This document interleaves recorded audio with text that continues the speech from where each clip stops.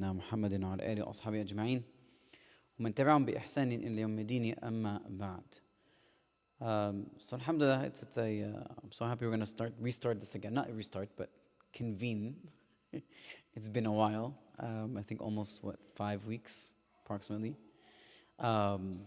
Which makes me wonder if you guys remember where we left off.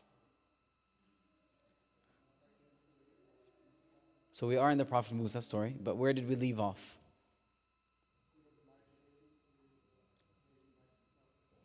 Good, excellent, right? So we stopped at when he was escaping from Egypt, right? We were talking about when he was escaping from Egypt, and we stopped literally at when Allah subhanahu wa ta'ala said, وَلَمَّا وَرَدَ مَاءَ مَدْيَنَ وَجَدَ عَلَيْهِ أُمَّةً مِّنَ النَّاسِ يَسْقُونَ. So essentially what we are at right now is that Musa alayhi salam, out of fear for his life, through an advice of a person that Allah subhanahu wa ta'ala had made a reason to advise Musa alayhi salam to escape, because the Coptics were planning to assassinate or kill Musa alayhi salam in response to the death of one of the Coptics. Right? And so this is where we left off, where Allah subhanahu wa ta'ala said, and when we came, وَلَمَّا وَرَدَ مَاءَ مَدْيَنَ, when he came to the water of Madian, and he found a crowd of people watering their flocks essentially. So this area is an area that's still in Egypt, but it is in the more of the eastern part of Egypt, but it was in an area or a territory where Fir'aun did not have any sort of rule in that area, right? So it was beyond his kingdomship, and so it was an area outside of that. And the reason we know that is because later on, when Shu'aib was talking to Musa alayhi salam, and he told him, "La takhaf najawt," don't be afraid, you are safe. Najawt, now you have reached safety, because this is an area where it is outside the territory of the rule of Fir'aun. Now, does that mean that Fir'aun still cannot reach him? Not necessarily, but it's a lot easier to know what's happening in your kingdomship when it's underneath your reign or domain. You can send people, when you choose it, but when it's outside the territories, it's a lot harder to find out information. Now, Allah subhanahu wa ta'ala said, وَرَدَ مَاءَ مَدْيَنَ. It's one of those interesting things that a lot of places are named after the springs that are there, or the water wells that are there. Entire towns are usually named after a body of water. And the reason behind it is because, at least throughout history, whenever you'd find a body of water, you'd find life, civilization, right? And so this is why it's called Madian. A lot of times you'll find places that are referred to by name regarding the body of water that is there. But essentially that's one of those interesting things. And so it's any sort of tribe or civilization usually is surrounded around water, because otherwise you cannot live. That's why there is no civilizations in deserts, for example. Right? It's barren land. People cross it, yes. They're temporarily moving from one place through it to another place, but it's never a town, right? Never a civilization, unless you're able to find some sort of water around it. And so when Musa alayhi salam, he got to Madian, Allah subhanahu wa ta'ala said, وَجْدَ عَلَيْهِ أُمَّةً مِّنَ النَّاسِ. He found a crowd of people around it.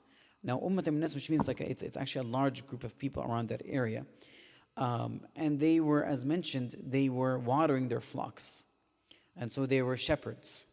And it seemed that a lot of part of that town area, they were dependent on shepherding flocks of sheep or whatever the case is. But it was a large number of it.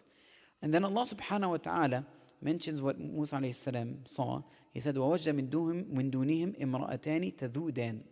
إِمْرَأَتَانِ تَذُودَانِ, which means that Musa alayhi salam, he found a side, right? Tadhudan, which means a side, like staying on side, so they're not intermingling with the remainder of the group. So he noticed that there's a large group of people around the water with their flocks of sheep. But on the side over there, there's two women standing there, right? They're actually driving back their flock. They're holding the flock back from intermingling. And I want you to think of Musa alayhi salam obviously this is a person who has escaped, right? By all means, he is a refugee who has escaped with nothing. Essentially, his own life. The only thing he has is his clothing that he has. He has no money, no shelter, no food, or anything like that. Obviously, this individual is terrified, but also tired, exhausted, right? So, generally speaking, if a person, while they're sitting underneath that tree or shade that they sat at, and they are just sitting there resting, and they see something like that, what is usually the response? Would they do something about it, or are they just observing? I want you to think of yourself, right? You entered a place, and you're sitting there, you're resting, you're exhausted, you're tired, right? And you see a group of people watering, and another two ladies sitting with with their flocks on the side. Would you do anything? Huh? Say what?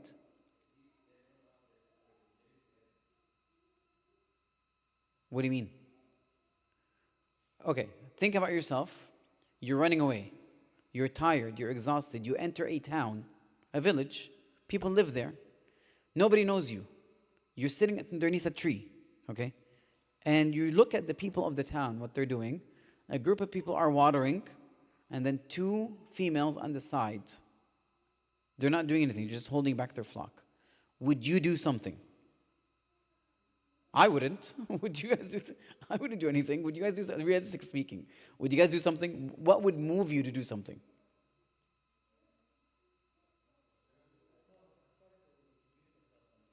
To the sisters, why, ya Sheikh?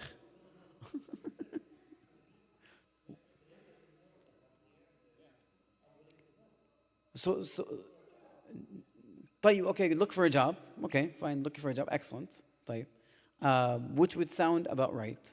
But that's not what Musa alayhi salam did, right? It piqued his attention, right? Even though nobody knows him. Usually if you're a stranger, people are not very welcoming to you. You have to think about this. If you're because we're talking about small towns over here. Everybody knows everybody, right? The ins and outs. Like, forget about large towns, an area like this in our masjid, the community members know each other. If somebody stranger walks by, we know that this is a stranger, right? And realistically speaking, do we go to that stranger and greet them? We should. But do we do that? How is likely the stranger going to come introduce himself to us? Unless they're going to be moving into the area, right? But most likely they're not going to do that. For the first month, they can show up and not introduce themselves until somebody talks to them, right? But I'm saying this because I want you to understand, the situation. When we look at these stories, I want us to be a bit realistic about what's happening. What is Musa alayhi salam, for example, going through? What are the thoughts and emotions of people that are there, right? Most likely the people who are watering around the water well, they didn't even pay attention to Musa in the first place, because they're busy with large numbers. They're around there. Each one is trying to make sure that their flock is watered, and they're trying to push through and all these things.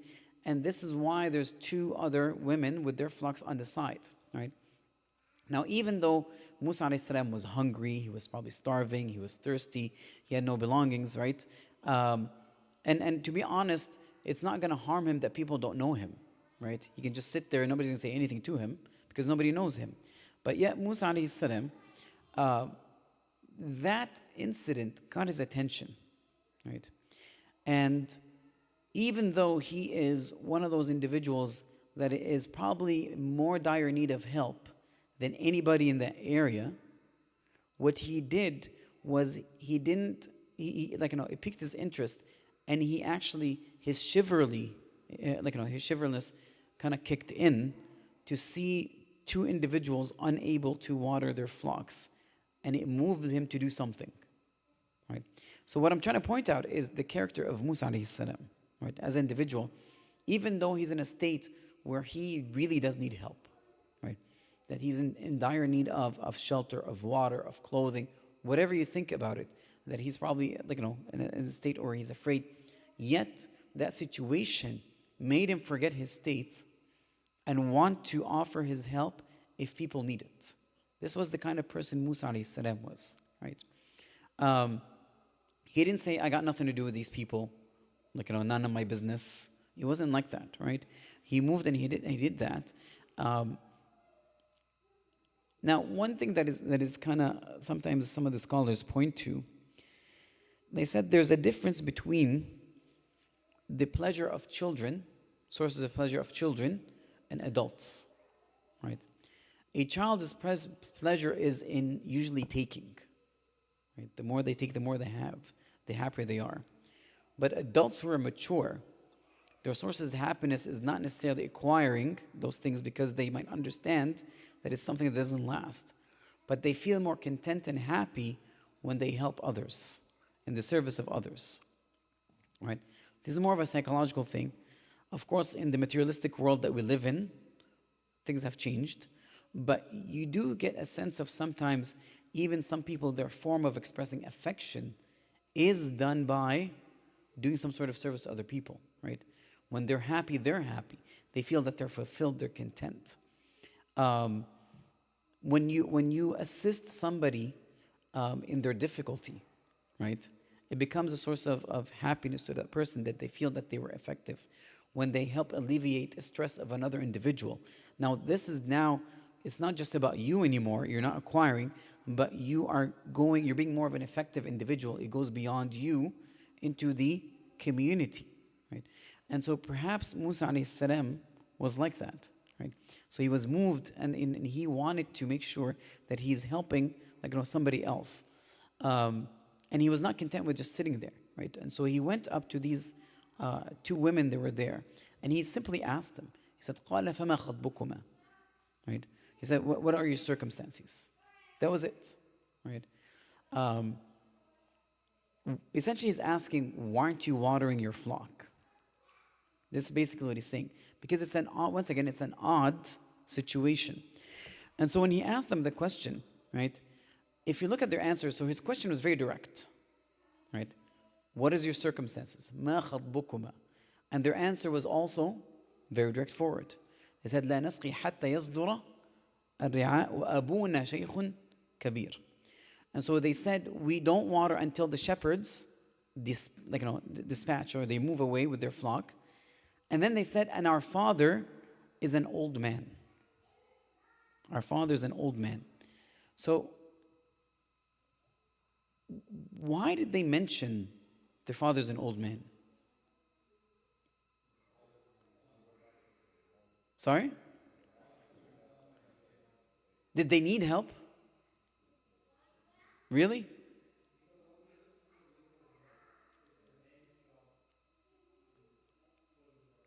Good, excellent, right? Responsibility of the male to provide for his family, right? But in this case, it is them that are doing the work. They're the ones essentially that are providing, and they're explaining why it is not from the norm, right? It could happen for several reasons. One, that they have no guardian, for example, and this is their wealth, and they take care of it. Like Khadija, for example, radiallahu anha, when she inherited her wealth from her previous two husbands, right? If you don't utilize that wealth, it's going to diminish. And so she would take care of it by hiring individuals to trade, right? So she took care of her wealth. She herself did not go and travel and trade, but she would hire. But the whole aspect is she take care of her business. In this case, right, their father is an individual who's elderly, who cannot go out, and so they themselves took upon them to do that, right? And so they're explaining why we're out, right? In the middle of men, but yet are they mingling with them? They're not, right? They're not. And this tells you a characteristic of those two females, that they have haya, right? And many of the scholars actually, of course, including the evidences that we have, they deduce that one of the conditions for a female to be able to work in a legitimate halal way is not to have physical contact, to be in an area where there's physical contact and intermingling with men, right? And I mean intermingling, right? I'm not talking about like here we're sitting, we're separate, there's not intermingling. But I'm talking about heavy contact. And so they said this is one of the conditions, because ideally the female should be protected, but also there's a quality that's important that goes away without that, and that is haya, right? Haya is something that is important. It is a, how should I describe this? One of the important characteristics of Islam. It is haya, right? For every religion, there's a distinguishing characteristic. In Islam, the distinguishing characteristic is haya. Okay, that's what it is. And usually speaking, whenever there is excessive contact, right, between the opposite genders, initially there's that level of haya. But over time, what happens? It's natural. That is natural, right? It's not something that is wrong. Well, of course, I'm not saying it's correct, but I'm saying we should never expect anything opposite than what is natural, right? So for us to expect that heavy intermingling happens, whether at school or at work, and that doesn't affect our haya, it's not realistic. That is not realistic, right? And this is why there's those certain conditions, including the way of speaking to one another. Over here, if you notice, Musa alayhi salam, the talk was direct, right? There was no conversation like, how was your day? Like, mashallah, how many flocks do you have? Oh, I like that green one. Or, oh, the white, mashallah, this is excellent. By the way, my name is so-and-so. I just traveled. Like, mashallah, do you have any other siblings? None of that, right? Because it's unnecessary conversation. There's no point to it, right? He was very direct, which tells you that it is permissible, obviously, to have communication with opposite genders, because some people think that it's not allowed. It is allowed, right? But within the boundaries of what is necessary and required, right? It's as simple as that, right? And so this is what Musa alayhi salam did, and the response came in a very similar fashion. So it wasn't just one-sided. It was both-sided that way, right? And so this is how they responded. They said, we do not, right, go to water our flock until they leave, right? And our father is an elderly gentleman. So what did Musa alayhi salam do, right? He decided to do it. To help them, right? So he said, Allah subhanahu wa ta'ala mentioned this in the Quran. He said, فَسَقَى لَهُمَا, right? So this is in Surah Al-Qasas where we continue with this. So Allah subhanahu wa ta'ala said, فَسَقَى لَهُمَا ثُمَّ تَوَلَّى إِلَى الظِّلِّ فقال رب إني لما أنزلت إلي من رزق من خير فقير فجاءته إحداهما تمشي على استحياء قالت إن أبي يدعوك ليجزيك أجر ما سقيت لنا فلما جاءه وقص عليه القصص قال لا تخف نجوت من القوم الظالمين قالت إحداهما يا أبت استأجره إن خير من استأجرت القوي الأمين. Right? So this portion, inshallah, we're going to go over it very quickly. And the translation of that is from Surah Al-Qasas, is that Musa alayhi salam, Allah subhanahu wa ta'ala said, so he watered, right? So he watered their flock for them. And then he went back, right, to where he was sitting in the shade. And then he made a dua. He said, Rabbi, oh my Lord, inni lima anzaltu min khairin faqir. Oh Allah subhanahu wa ta'ala, indeed I am for whatever good you would give me, right? You would send down to me, I'm in need. And then subhanallah, Allah subhanahu wa ta'ala said, fa, which means immediately after that, فَجَاءَتُ إِحْدَاهُمَا. One of the two women came to him, تَمْشِي عَلَى اسْتِحْيَاء. Right? So Allah described how she was walking. She was walking in shyness, right? Walking in shyness. We're going to talk about that a little bit. And then she said, my father, right, is inviting you so that he would reward you for having watered for us. And then when Musa alayhi salam came to him and related to him his story, he said, don't be afraid, fear not. You have escaped from the al-qawm al-zalimin, the wrongdoers.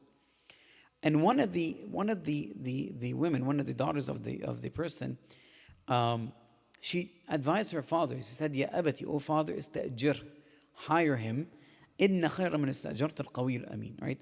The best, or the best you can hire is the one who is strong and trustworthy. All right. So subhanallah, there's a lot of lessons that we can deduce from this one. Now there is a difference of opinion regarding who this person is. Many of the scholars say it is Shu'aib, the Prophet Shu'aib alayhi salam. And some say that it's not Shu'aib. Right? But wallah alam, honestly, it doesn't cause a lot of, there's no fruit to the difference of opinion. But for all purposes, I'm leaning more towards assuming that it is Shu'aib alayhi salam. Right? Especially if you look, subhanAllah, how he raised the two girls, right? Their, subhanAllah, their etiquettes, their qualities, their attributes, how intelligent they are, and the interaction between that person and the Prophet Musa alayhi salam. And so, Musa alayhi salam, right, so based on this verse, after he had watered them, right, watered for them, he simply just handed the flock back again and immediately went to the shade, right? Because there's nowhere else for him to go. Right? He's new to this town, obviously nothing, no belongings, once again, no wealth, nothing. And so what he did there is he sat and all he did was make dua. Right? That's all he did. And subhanAllah, this teaches us that dua is something that we need in our lives, something that we cannot distance ourselves from, something that we can never and should never ignore in whatever state of affair we're in. Right? Whatever difficulty we face, the dua is our most powerful weapon. And so he made that, and his dua is very beautiful, right? It shows the dependency and humility and expression of need of Musa to Allah subhanahu wa ta'ala. Right? Literally, he said, "Inni lima anzaltu ilayya min khayrin faqir." Faqir means in need. Right? So he described him as faqir because Allah subhanahu wa ta'ala is al-ghani. Right? Al-ghani means what? What does ghani mean? Good, excellent. That's the more of the correct translation.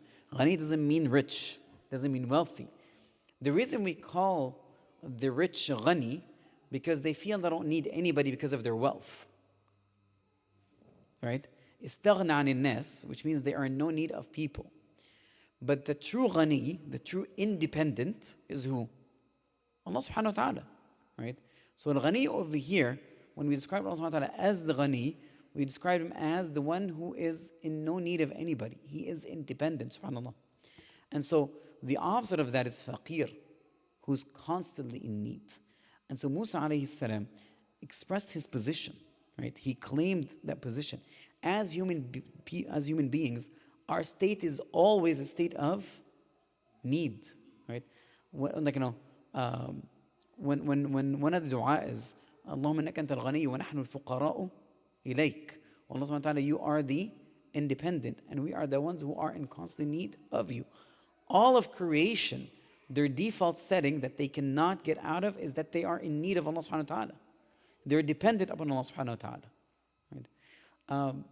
And subhanAllah, we're fooled quite often, and we take it for granted, our state of health and wealth and whatever we're going through, state of ease, we take that for granted, that we forget sometimes that we need Allah subhanahu wa ta'ala. Right? How many of us reflected that we need Allah to breathe? I picked breathing for a reason. Does any of us think about breathing most of the time?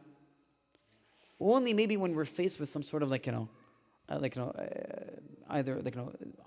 some sort of infection in our lungs, or we're having difficulty breathing. That's when we think about our breathing. But usually, do we think about our breathing? No. Do we think, oh subhanAllah, I need Allah for my breathing? Do we think that? Most people don't, right? We take things for granted. Right? We take things for granted.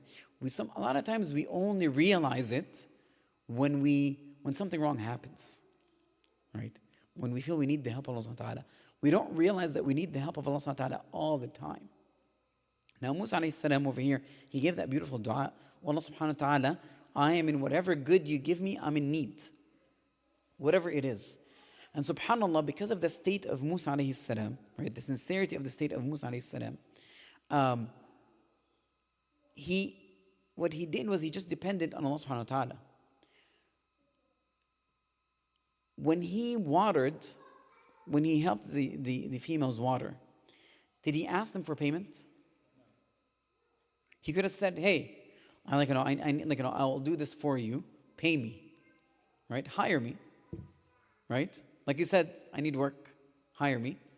But what he did was he did what is good for the sake of Allah subhanahu wa ta'ala and left it. And then asked Allah to give him. Right? So he did it for the sake of Allah subhanahu wa ta'ala and asked Allah subhanahu wa ta'ala to give him. And so Allah subhanahu wa ta'ala gave him what is best for him. Gave him something even better. Because I want you to think about this situation. If Musa alayhi salam would have asked the females to pay him for what he did, do you think that he would have ended up where he would be, marrying one of the, one of the daughters of Shu'aib and being in that protection? No. Subhanallah, right? When you do something for Allah, Allah will reward you more generously than we ever expect, right?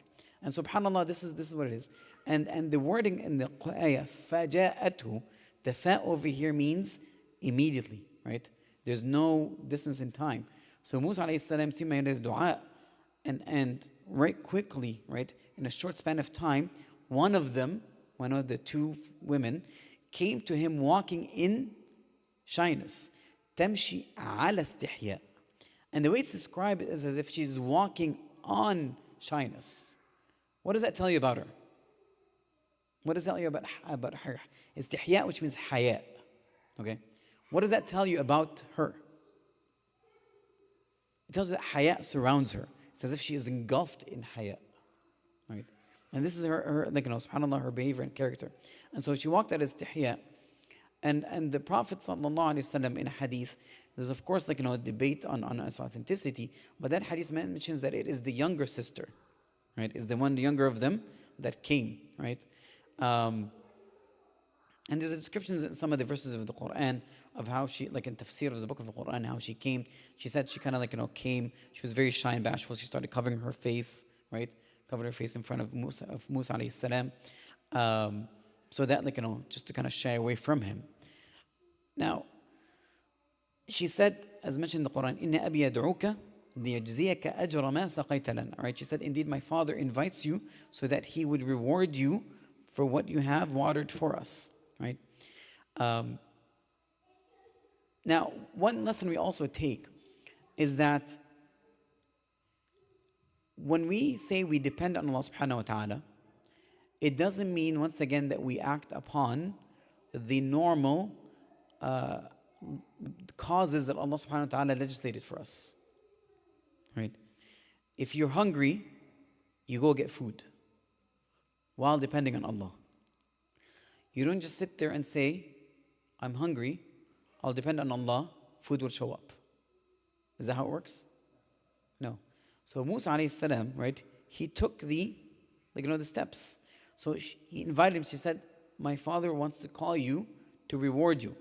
Musa alayhi salam is looking for some source of safe haven. And so he took that means, he utilized it while depending on Allah subhanahu wa ta'ala, right? He needs something to kind of quench his thirst, something to kind of settle his hunger, a way or something that he can do to get a job or survive, right? And so he followed her, right? Now once he reached there, as we mentioned, he spoke to Shu'aib alayhi salam, and he informed him of his entire story. And so Shu'aib responded, he said, don't be afraid, you have escaped from the wrongdoers. Now, interestingly, one of his daughter advised her father. And we're going to explain why she advised him, inshallah. So she said, hire him. The best you can hire is the strong, the trustworthy. Okay? Now, what I want to point out over here is how intelligent, right, the daughter of Shu'aib is. She knew the true measure of what is a person that, okay, let me rephrase this, all right? What are the scales by which we measure people? What are the scales by which we measure individuals? That we believe that these are good individuals, trustworthy individuals, that we can depend on them. And I'm saying this is because we do live in a time where, unfortunately, how we determine if a person is a good person or a person is worthy of whatever, right, is a bit distorted, right? Let me put it another way. The value of an individual, how do we determine it? How do you determine the value of a individual? Realistically speaking, how do we value people most of the time? Based on their, really? Yeah, somebody did this, right? Nowadays, right? And I'll be honest with you, Sheikh. As much as we like to say that we value people's character based, like people value based on their character, their righteousness. But the reality is, I'll tell you this. If you have a daughter that a person is going to propose to, right? What do we look at? Huh? Some people say amana, and that is good. But the majority of people will look for what? Wealth.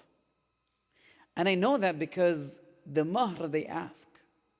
I can't tell you how many of the brothers, the young brothers, they complain that they're unable to get married because the ridiculous amount of mahr that's being requested.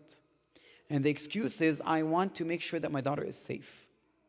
Okay? So this person, for him, it's irrelevant that this person might be, mashallah, good character, trustworthy, physically able to work, all these religious, all these, mashallah, that's good, but I want to make sure that my daughter's future is safe, right?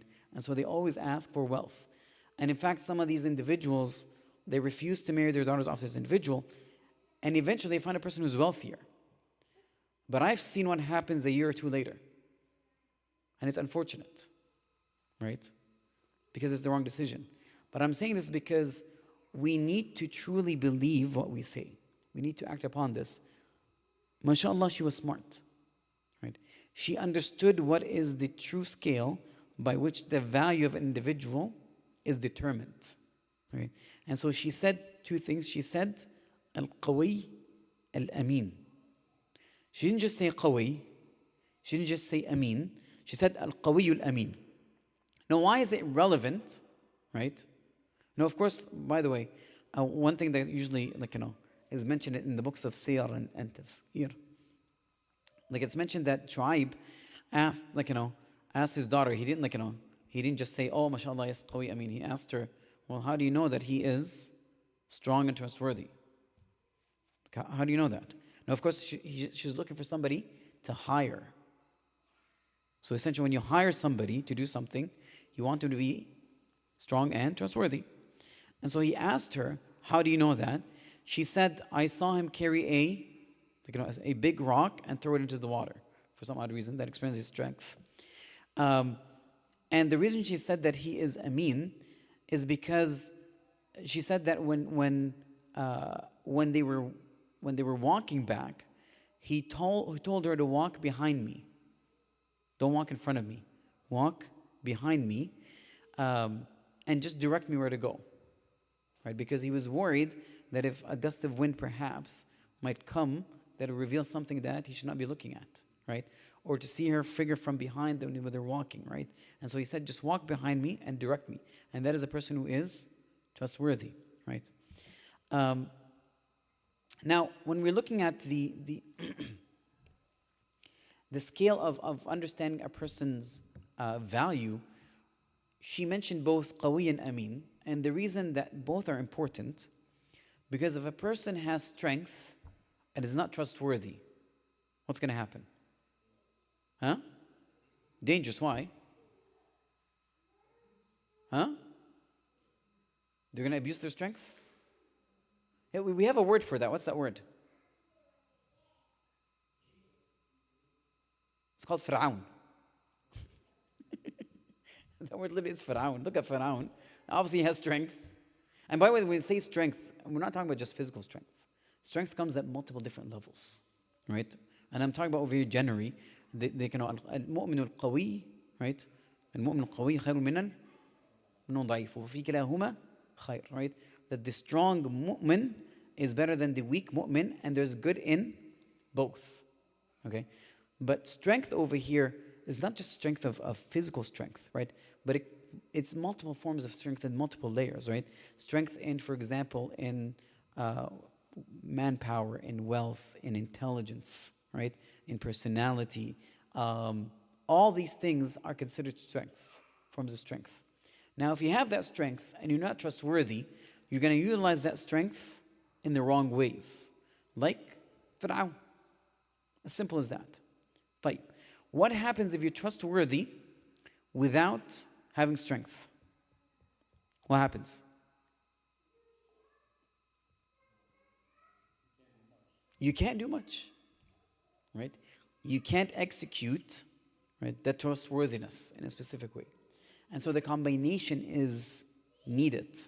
It is very important for us to find individuals that are trustworthy and that have strength. How often does that happen? Unfortunately, very seldom. Unfortunately, right? And that's very sad. Especially when it comes to the trustworthiness aspect of it. Unfortunately, we live in a time where betrayal is more often seen than trustworthiness. And I'm not talking about non-Muslims, right? Non-Muslims, I understand they don't feel the need to be trustworthy because there's nothing that controls their moral behavior. For them, whatever I can get my hands on for my pleasure, for me, I will do it. That's their thinking, right? And so I don't blame them. But what is sad is the state of Muslims, essentially, right? We should be at a level at a level where we become moral models of trustworthiness, right? We should be in a way where, for example, our bosses would say that is the best worker, that is the best example of a worker, and they're a Muslim. That when somebody hires something from help, whether it's an electrician, a plumber, they would say, this is the most trustworthy mechanic, plumber, electrician I've ever had. This is who I want to be with, right? This is who I'm going to, this is a good person, right? And the fact that it's associated with Islam is what it should be, right? When a person enters a business with somebody else, they should feel safe, that the non-Muslim would feel safe, that this Muslim would not backstab them or betray them, right? That they're honest. They'll point things out. And so, unfortunately, this is something that has been lost. Strength is something that seems to be prevalent. It's not that it's not prevalent. It's there. But what it's missing, perhaps, most of the time, is that level of trustworthiness. طيب.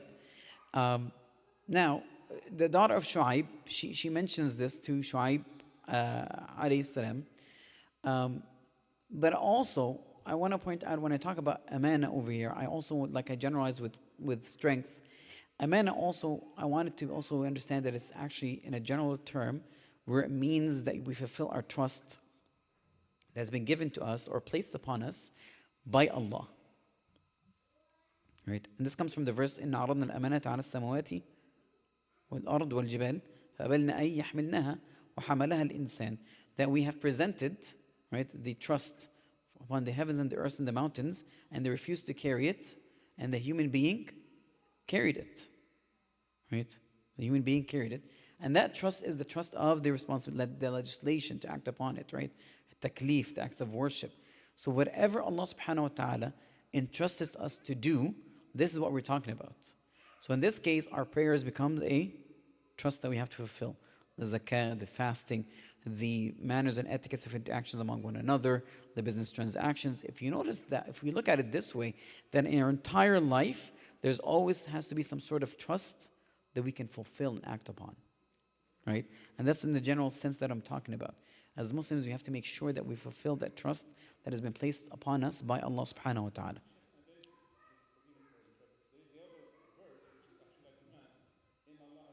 أن تؤدوا الأمانات إلى أهلها. Yeah. Allah subhanahu wa ta'ala orders you to deliver the trust to its rightful owners.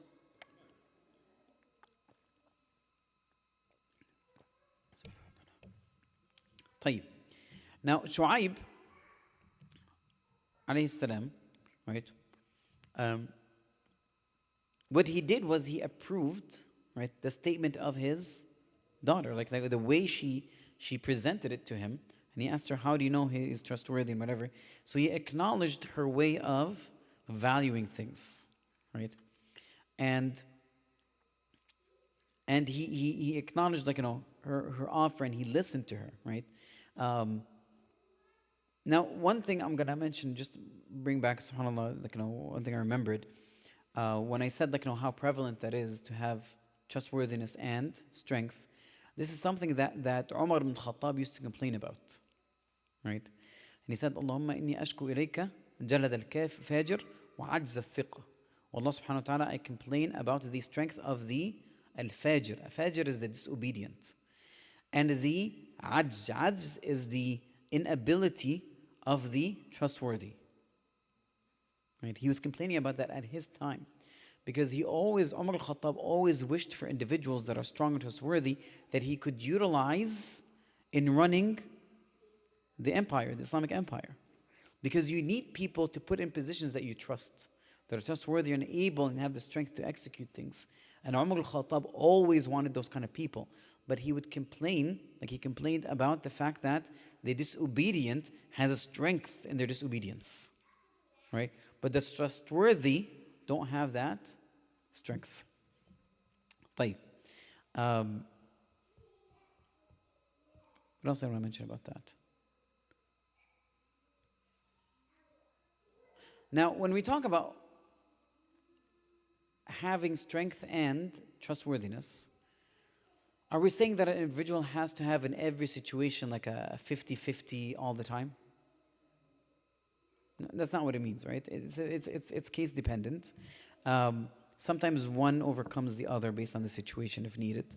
Sometimes the side of trustworthiness is required with some leniency. Sometimes it is the strength that is required. Of course, trustworthiness is there, but we're talking about like 70%, 30%, depending on the situation, right? Of what's happening. Wallahu alam. طيب. Now, Shu'aib alayhi salam, right? Once this happened, and she said, hire him, Shu'aib didn't just hire Musa alayhi salam, right? Because he understood, subhanAllah, he understood who Musa alayhi salam was, and based on his character, that this person who is a really right, a person who's good. And so what he did was, Musa alayhi salam, he didn't ask to marry the daughter of Shu'aib. It was Shu'aib that said, I'm going to give you, pick one of my daughters to marry. على أن تأجرني ثماني حجج. Right? تأجرني ثماني حجج. So I will give you, I want to wed you to one of my daughters. In return, you would work for me for 8 years. So this was the mahr. That was the wedding gift, right, of that girl, was that he would work for Shu'aib for 8 years. Now,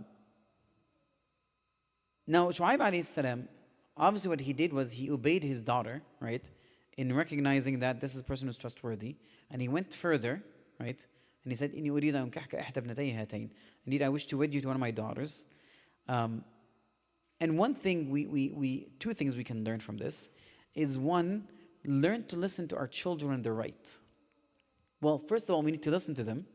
And then if they're right, there's no reason not to follow their needs or their desires or what they want. And we have to give them that room to express themselves, right? Because this is how they grow, and it will allow us also to direct them if need be.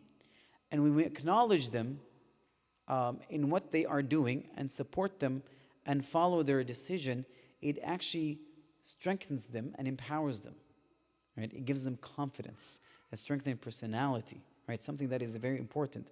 It's very nurturing for the child, but they also feel that they actually have importance and a place in that family when you start taking their decisions seriously. Okay? And Shu'aib over here, he did that, right? Of course, we're talking about things that don't go against Sharia. We have to understand that. Not any suggestion is accepted. It has to, has to come from a place where it is legitimate, right? Now, the other thing is Shu'aib, what he did was, if you notice, he's the one that approached Musa alayhi salam, right? And the reason he did that is because he knew the value of Musa. He knew the value of Musa, and that correct, the character it is. And so he felt that this is going to be like, this is somebody who I'd want to marry my daughter. The right, well, sure, right fit, right person. Which tells us, now I know in some cultures, actually a lot of cultures, this is something that people would never do, right? That the father will go looking for a husband for his daughter, right? They always wait for the person to come. And it's a cultural thing, but wallahu a'lam, there's nothing wrong with it, obviously. And in fact, it might be necessary sometimes. So you wouldn't lose a person who's suitable for your daughter. Right? Umar ibn Khattab did that, by the way. Right? When his daughter Hafsa, when her husband died, and she finished her iddah, he went out looking for a husband for his daughter. He went to Uthman, right? And then he went to Abu Bakr. And when Uthman, obviously, like, his other wife had just died, and so he told him, I'm looking in for it now, I'm just kind of going through my sorrow. And so he went to Abu Bakr as-Siddiq, and he said, I want to, to marry to my daughter. When Abu Bakr as-Siddiq did not respond, Umar al-Khattab got really upset, and he went to complain to the Prophet ﷺ, right? And the Prophet ﷺ, what did he do? He proposed to Hafsa, right? And then Abu Bakr as-Siddiq came to Umar and told him, I hope you don't upset with me, but I didn't say anything because I knew that the Prophet ﷺ had mentioned Hafsa regarding approaching her. So Abu Bakr as-Siddiq didn't want to say anything. And he said, if the Prophet ﷺ did not propose, I would have proposed, right? But the whole point is, right, that there's nothing wrong with seeking a person who's suitable for your person that you're, your guardian of, right? Especially if they come across you. Sometimes we're searching, but sometimes they come across us, right? And especially if they have, if we're looking at a person who's trustworthy, a person who's religious, who's righteous, right? This is a person that we should not let go very easily, especially if they're compatible with our daughters. Yes, Sheikh.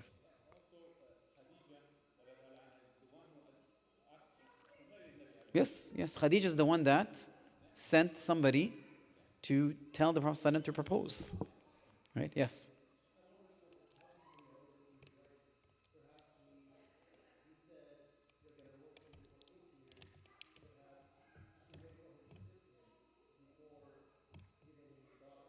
No. He said, no. He said, إني أريد أن أنكحك إحدى ابنتي على أن تأجرني عمل. So, marry her with the condition that you're going to work for me. Not work, then get married. Right? Not work. Because you have to think, right, also. Now, by the way, this was something that was beneficial for Musa alayhi salam. From Allah subhanahu wa ta'ala. Now, you have to remember, Fir'aun is seeking out Musa. Now, in a village where there's a stranger, people will start talking about, what is this guy doing here? And so Fir'aun might hear about it. But if Musa alayhi salam married the daughter of Shu'aib and he was working as a shepherd, would people find that strange? No, khalas. And so no talk will happen and no way Fir'aun would find out. Right? SubhanAllah, this is from Allah subhanahu wa ta'ala's tadbir. Right? But anyway, but that's the whole point. And once again, it goes back to the advice of the Prophet sallallahu alaihi wasallam. He said, إِذَا جَاءَكُم مَّن تَرْضَوْنَ دِينَهُ أَمَنَتَهُ فَزَوِّجُوهُ.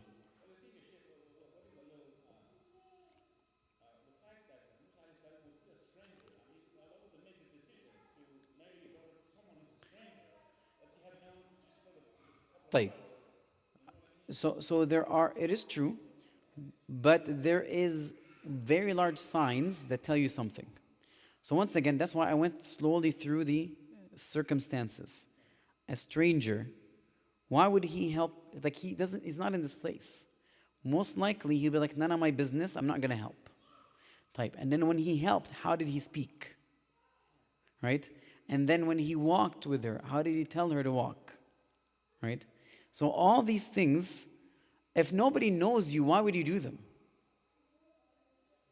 When people are strangers in a place that nobody knows them, they're more likely to do wrong things because there's no repercussions. Right? But usually when we're in a place where people know us, We're like, okay, I better behave myself or else I will look bad or my reputation will be ruined. When you're a stranger somewhere else, do you care? Do you care, Sheikh? Usually? Most people don't, right? So this is why I went through this in details, because these are like huge signs. They're not small signs. Because nothing compels a person to do this stuff. Most of the time they won't think about it, right? Because if somebody's telling you, come, I'll take you, do we think, walk behind me and in front of me? We don't think that, right? Do we think, let me talk to them in a specific way, not even ask for money? No, so those are not small signs. Those are actually big signs, big indications, right?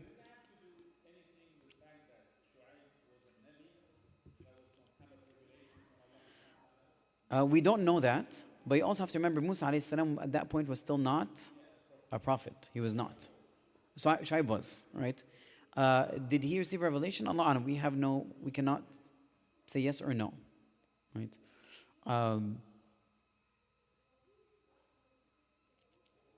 Yeah, we don't have any indication. Yes. No. Not necessarily. Not necessarily. Not necessarily. It could be 1 or 2 days, right? Usually, not very long. Not very long.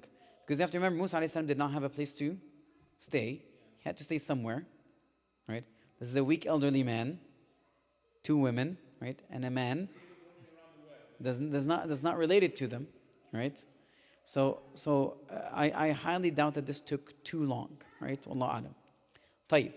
Now, if we look at what was the mahr, what was the wedding gift? Musa alayhi salam had no money. 8 years of work. So he had no money. That never prevented Shu'aib from still marrying him off, because he was buying a man. Right? No. This is previous religions, Sheikh. No, a lot of money is not required, but there should be a mahr. The mahr is the right of the female, right? So the best thing but the best thing to do is to make sure that it is mahr al-mithl, which means that it is equivalent to an individual in her status, in her state, in her position. So for example, a individual who is in a middle class compared to an individual who is like an sister in middle class being proposed by a person from middle class, as opposed to a king or a queen or a princess being proposed to by a prince. We're gonna, different standards, right? And so it's okay to request mahr al-mithl. That is fine, because they're capable of affording it, right? I'm trying to think, quickly calculate, and don't quote me on this because I might be mistaken, but no, I don't know. I have to figure out the price of gold before I make that decision, because I'm trying to remember how much the mahr of the wives of the Prophet ﷺ was, and the equivalent of it, but it was a few $1,000s essentially, because it was in gold, right? It would be a few $1,000s, and that's the mothers of the believers. But once again, the whole point is not to overburden. If they're capable, that's something else, right? But not overburden a person. And over here, Shu'aib alayhi salam, he said, he said 8 years, okay? Well, yes and no, right? Yes and no. Wallah alam what the reason is, but this was the agreement. He said, the mahr for my daughter is equivalent to working 8 years. And Musa alayhi salam accepted, right? So, he accepted upon that, but in fact, Shu'aib alayhi salam, he said, فَإِنْ أَتْمَمْتَ عَشْرًا فَمِنْ عِنْدِكَ. If you complete that to 10 years, then it's from you, right? So he requested 8, and if you want 10, that is from you. وَمَا أُرِيدُ أَنْ أَشُقَّ عَلَيْكَ, right? I don't want to overburden you. So the 8 years was not overburdening. The 10 is overburden. Now, Musa alayhi salam, what time is it? Right. So, Musa alayhi salam, he did accept 8 years, but maybe perhaps the question is, why 8 years? I don't know why, but there is perhaps a wisdom from the qadr of Allah subhanahu wa ta'ala. Because what is going to be 8 years? He's going to be a shepherd for 8 years. Every prophet, before they became prophets, they were shepherds. Why? Well, yeah, the flock, but shepherds have a certain characteristic. For you to be able to shepherd sheep, you have to have certain characteristics. One, definitely patience, right? Two, being able to, as like yasus for siyasa, is how to gather, patiently, right? And be smart and predict and all these things. And do it in a very gentle way, right? In a very gentle way.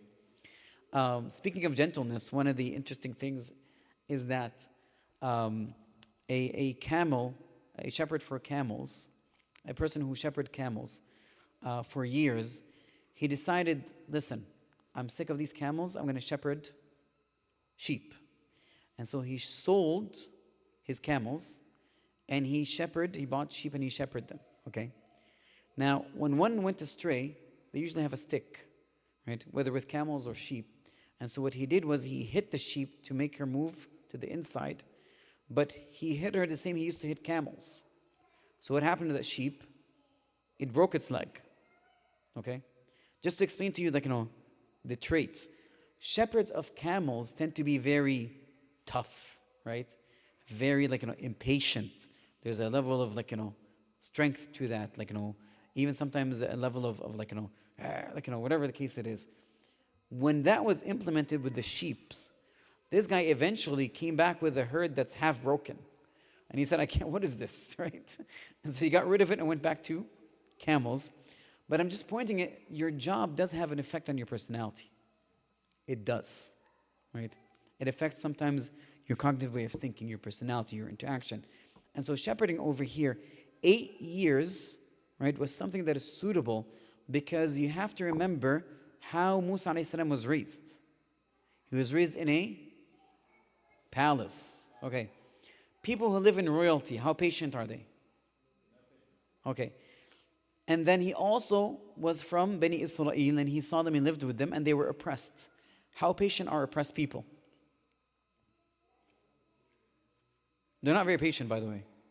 They're people who are oppressed.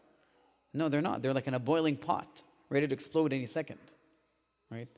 And so if this was the environment, and if you notice, let's go back to Musa alayhi salam, when that person asked him for help against the Coptic, Musa's reaction was what?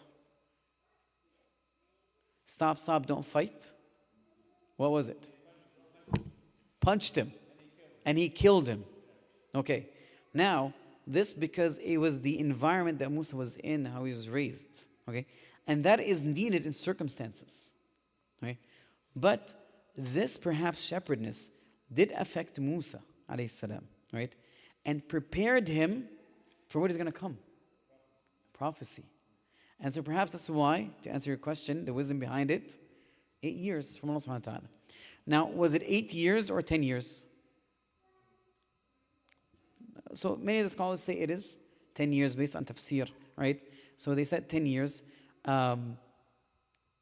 Because Musa alayhi salam, he said, فَأَيَّمَ الْأَجَلَيْنِ which of the two that I find, Falah, there's no, what's the verse? وأريد أن أشق عليك ستجدني إن شاء الله من الصالحين. Sorry, I can't hear what you're saying. ذلك بيني وبينك. Yes, ذلك بيني وبينك فأيما الأجلين قضيت فلا عدوان علي. And then he said, والله على ما نقول وكيل. Right? And so Musa over here, what he did was, he told him, right?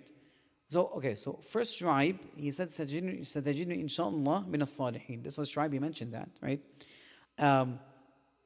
And so he's saying, you'll find me from among the righteous. Which means whichever you pick, I'm fine with. Right? There is no transgression, nothing would be like, like no hard feelings, whatever the case is. And so Musa alayhi salam, what he said, ذَلِكَ بَيْنِي وَبَيْنَكَ. So essentially he repeated the contract again.